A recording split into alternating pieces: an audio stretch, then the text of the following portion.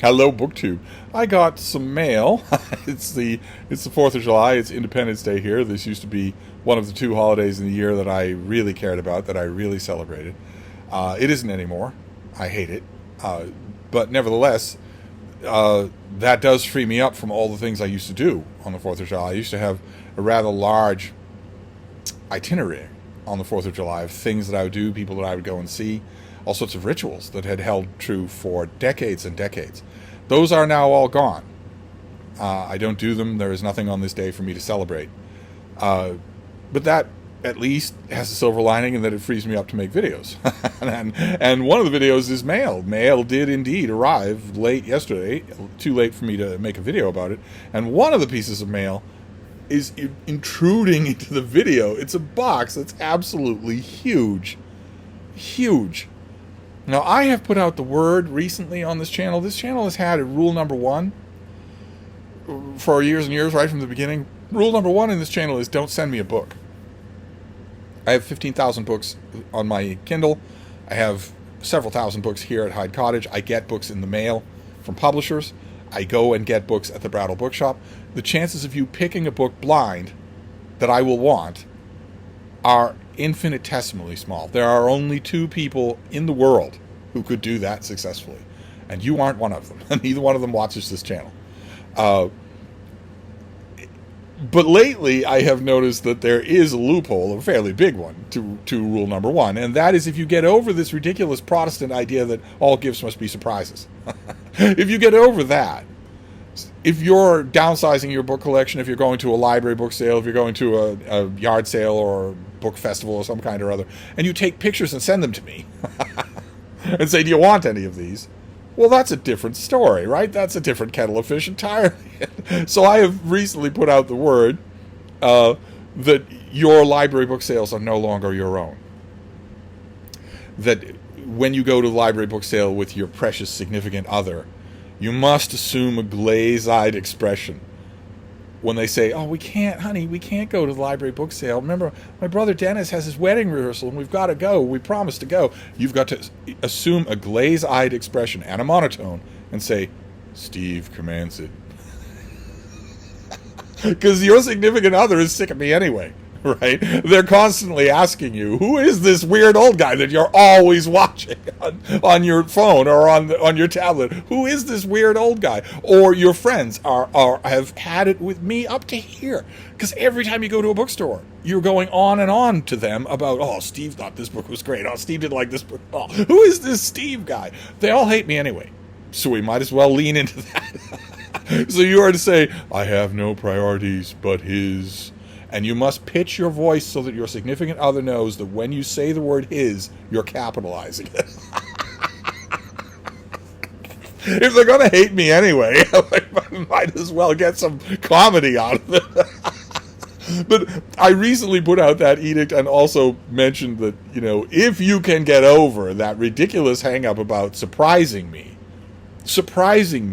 was the point of rule number one on this channel.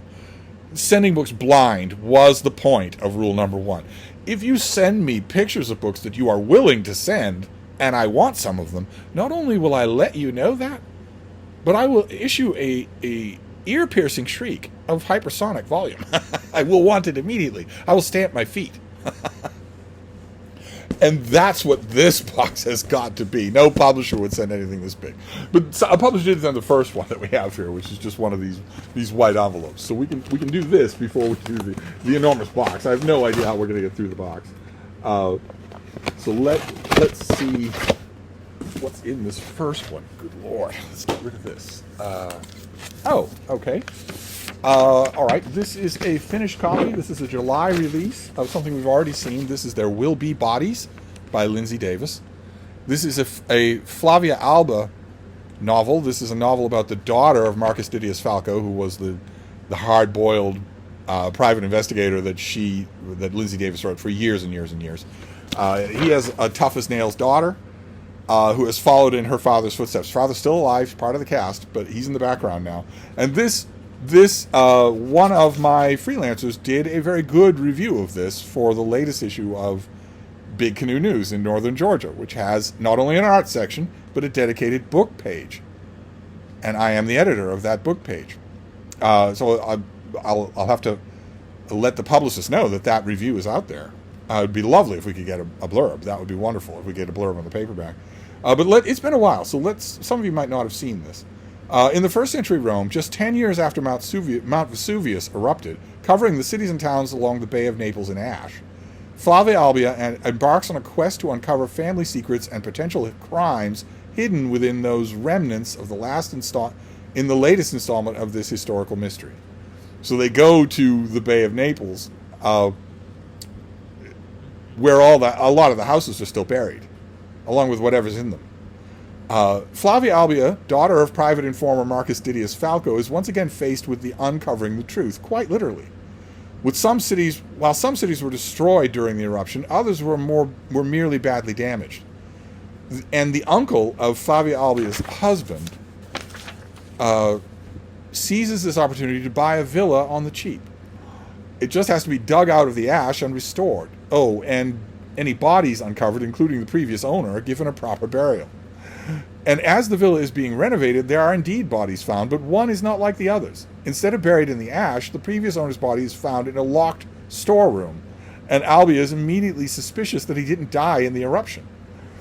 With suspicious caretakers, a large inheritance, untrustworthy friends, and a Sicilian pirate sniffing around, Albia must solve the riddle of a long-ago death, maybe murder, and prevent another one.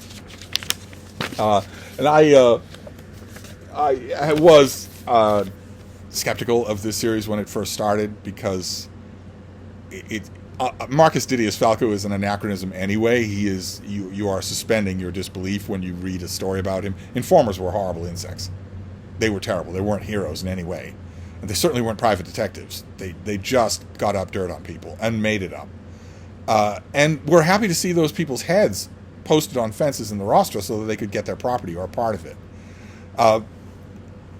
He becomes her hard-bitten hero, and even though that's not entirely believable, and he does a bunch of stuff that isn't believable in those books, but Flavia Albia is 10 times as unbelievable. She's this tough-talking female private eye in a time when women were barnyard cattle. The scenes are just utterly ridiculous. In the very first of her adventures, the very first time she talks tough with a dockyard rat,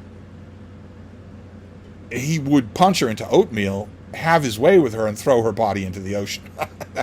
Simple as that. There would be no prosecution. There wouldn't even be any inquiry. It would just be, I killed a woman who mouthed off to me. She's not a citizen. She's not a real person. She has no actual rights. I would pay, that dockyard rat would pay a much higher civil penalty for killing a man's horse than for killing a woman.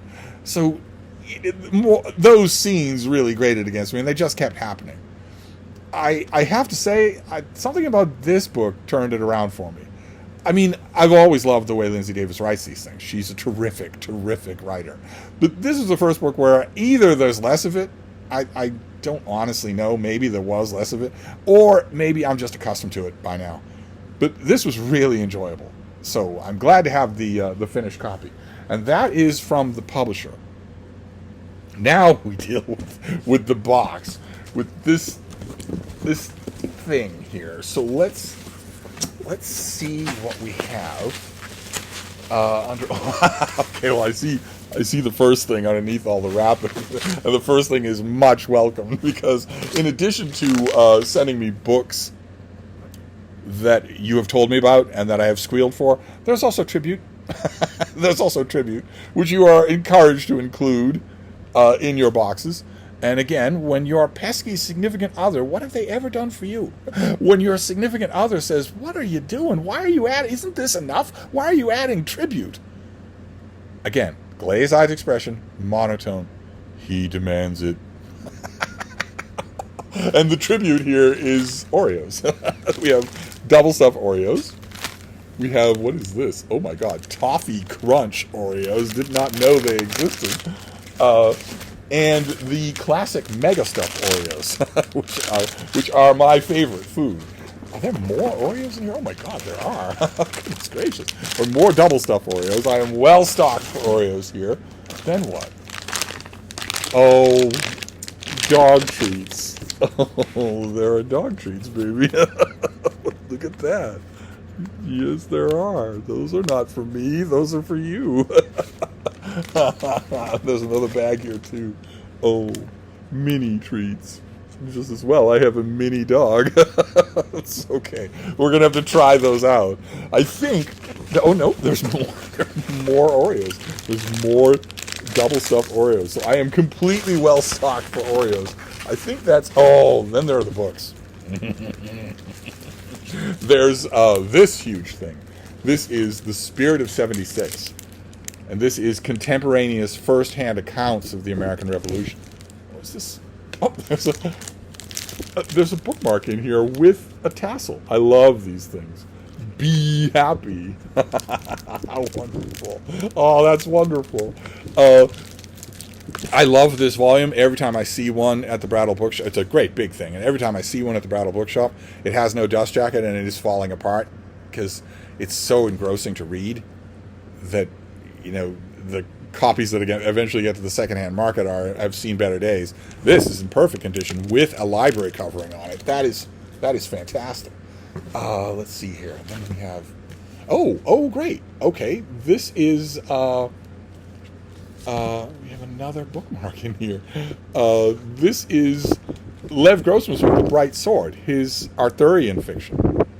A Barnes & Noble exclusive edition. I don't know what that means. Is the book going to tell me what that means? I don't know what a Barnes & Noble exclusive edition would be. No, the book doesn't say anything. But I love this. Absolutely love it. I don't know what this is, but I love the book. That's great. Fantastic. Then what else we got here? Oh, man. Oh, man. Fantastic. Oh, I forgot it. Okay, there's another tassel bookmark. And this is clearly aimed at me. I read past my bedtime. This is... The bee one might be as well, because I've mentioned many times before that me Sainted Ma had a thing with bees. She had a thing about bees. She mortally hated them. They were her cats to me. They were her version of what cats are to me. She hated them. She suspected them of everything from the bubonic plague to nuclear proliferation. And maybe that bee bookmark is a tribute to that. And this has got to be a knowing tribute to the fact that I don't have a bedtime, that I don't understand why you people are all so enamored of becoming drooling blobs of protoplasm on your pillow for 9 hours out of every 24. But this is Kevin Sharp. This is his book Rebranding Rule. In a hardcover, look at that. This has shown up on the Hedgehog Random Book Recommendations. This is great. Kevin Sharp's books are great. And I only have one of them. Now I have two. I will reread this. I will reread this in July. Fantastic. And then I thought there was one more book in here. Oh! Oh my God. Yeah, not just any book. Yeah, there is one more book in here. Oh, man. Okay, this one also has a tasseled bookmark. This is Edgar Allan Poe.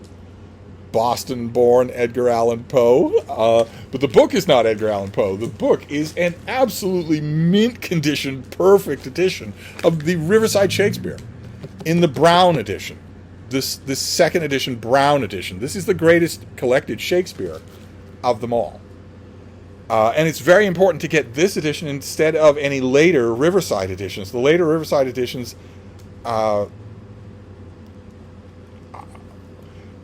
are not editorially trustworthy. There aren't 10 Hamlets. There aren't 2 King Lears. And there is no chance whatsoever that Shakespeare was a woman. Or BIPOC. Or anything like that. So you really want to stop with this. You want to look for this edition. And my edition of this exact book is falling apart. This is brand new. Fantastic. Absolutely incredible. I will leave Edgar Allan Poe in there because you need a bookmark in a collected Shakespeare. Incredible. Incredible. That is an Independence Day mail haul. So we have the Riverside Shakespeare, no less. We have Rebranding Rule by Kevin Sharp. We have the Lev Grossman's book, The Bright Sword, which is a really good King Arthur novel. Not predictable at all. And we have The Spirit of 76. First-hand accounts of the American Revolution. What a perfect thing to get on the 4th of July. On the 4th of July, which used to signify American independence. And American independence used to be a thing for Americans to celebrate. So that It's a little bit of a throwback, but it's an amazing thing. This is actually the most amazing of the things to get on this day of all days. So how nice that, I mean, it didn't arrive today, but how nice that I'm opening it today and getting it. So that is incredible.